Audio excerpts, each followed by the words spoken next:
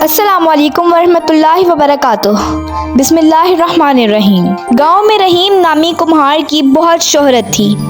گاؤں کے ارد گرد دوسری آبادیوں کے لوگ رحیم کے بنائے گھڑے، تسلے، کونڈے، پیالے اور ہانڈیاں استعمال کرتے۔ رحیم کے ہاتھ سے بنے برتن خوبصورت ہونے کے ساتھ پائیدار بھی ہوتے ہیں۔ چکنے گھڑے میں رکھا پانی شدید گرمی میں بھی کئی دن تک ٹھنڈا اور ذائقے دار رہتا۔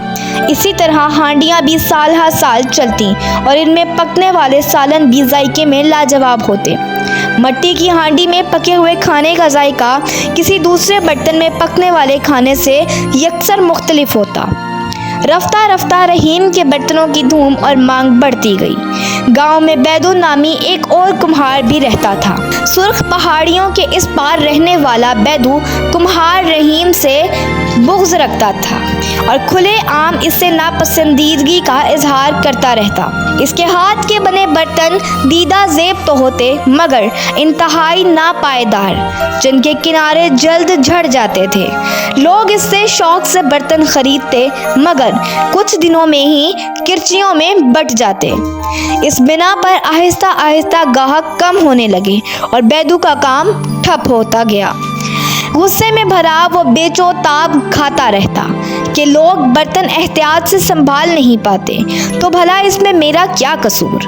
میں تو محنت کرتا ہوں اور میرا کوئی قدردان ہی نہیں، جبکہ رحیم کے تو سب گرویدہ ہیں۔ گاؤں والے بیدو کے غصے اور بد زبانی کی وجہ سے بھی اس سے تعلق کم رکھتے تھے۔ رحیم بہت رحم دل، نیک اور عاجزانہ فطرت کا انسان تھا۔ وہ برتن بنانے کے لیے اونچی پہاڑی کے قریب میدان سے سرخ اور پیلے رنگ کی چکنی مٹی کے بورے بھر بھر کر لاتا۔ گھر آ کر مٹی کو خوب اچھی طرح چھان کر پہلے کنکر وغیرہ الگ کرتا۔ اس کے بعد مٹی کو تب تک چھلنی سے گزارتا جب تک صاف ستھری ملائم مٹی کا ڈھیر جمع نہ ہو جاتا۔ پھر وہ اللہ کا نام لے کر صاف پانی سے ملائم مٹی کو گوندھ کر خوب اچھی طرح یکجان کرتا۔ گوندھی ہوئی مٹی کو گھومتے ہوئے پہیے، جسے چاک کہتے ہیں، اس پر چڑھاتا اور بڑے پیار اور توجہ سے مٹی کو مطلوبہ شکل میں ڈھال دیتا۔ تیار ہونے والے ہر ایک برتن کو وہ احتیاط سے کھلے صحن میں دھوپ میں سوکھنے کے لیے رکھ دیتا اور آخر میں کچی مٹی کے برتن بھٹی میں رکھ کر پکا لیتا۔ جب سے بیدو کو پتہ چلا تھا کہ رحیم کے برتن اب قریبی شہر میں بھی پہنچنے لگے ہیں تو وہ رحیم کی بڑھتی ہوئی شہرت سے بہت پریشان رہنے لگا۔ اس لیے کام سے بیدو کا دل اچاٹ ہوتا گیا اور تھوڑا بہت جو کام کرتا بے دلی سے کرتا۔ میں بھی تو وہیں سے مٹی لا کر آتا ہوں جہاں سے رحیم لے کر آتا ہے۔ خوب گوندھ کر اسی طرح گھومتے پہیے پر رکھ کر مٹی کو برتنوں کی شکل دیتا ہوں، خوبصورت نقش و نگار بناتا ہوں، مگر میرے بنائے برتنوں میں وہ بات کیوں نہیں جو رحیم کے بنائے ہوئے برتنوں میں ہے؟ یہ سوچ سوچ کر وہ کڑتا رہتا۔ رحیم کے بنائے ہوئے برتن تواتر سے بکتے رہے۔ اتنا مشہور ہونے کے باوجود رحیم نے اپنے برتنوں کی نہ قیمتیں بڑھائیں اور نہ زیادہ کام سے کبھی بھی جی چرایا۔ وہ اتنی ہی لگن اور محنت سے کام کرتا رہتا تھا۔ ایک روز بیدو نے سوچا کہ میرا نقصان ہو رہا ہے، کیوں نہ میں اپنے نقصان کا بدلہ رحیم سے لوں۔ یہ سوچ کر بیدو نے ایک شام رحیم کے گھر کا رخ کیا۔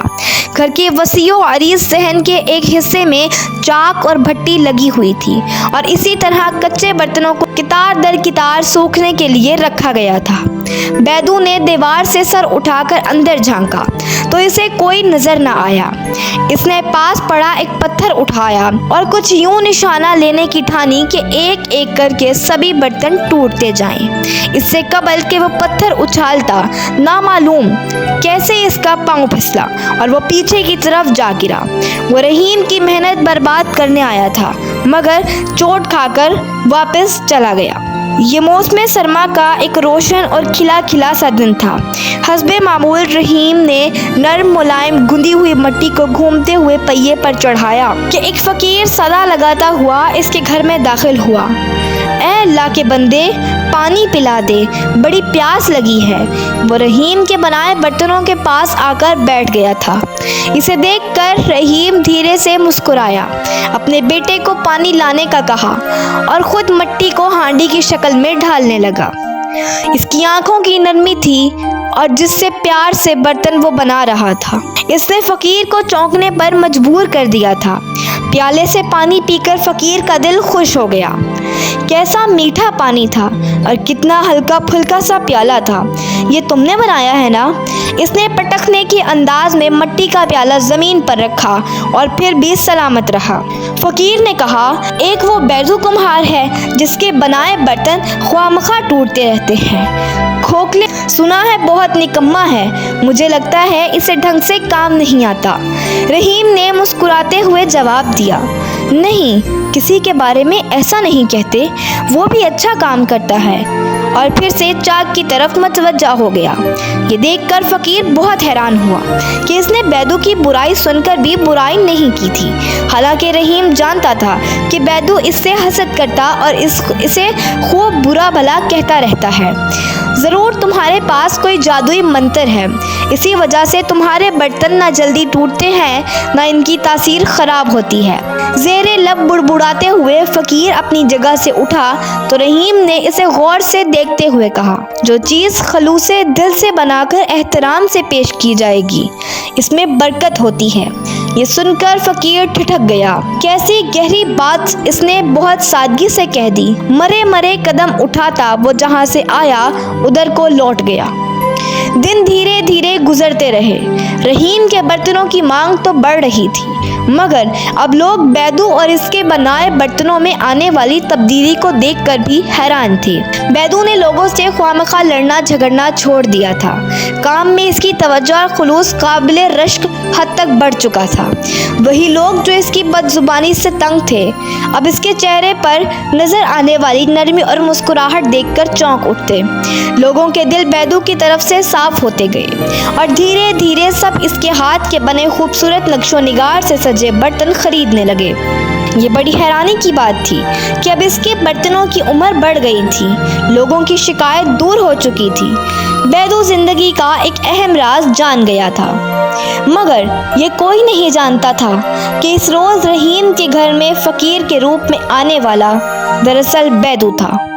इस तरह की और दिलचस्प कहानियों के लिए हमारे चैनल को सब्सक्राइब करें। स्टोरी अच्छी लगी हो तो वीडियो को लाइक करें। शुक्रिया।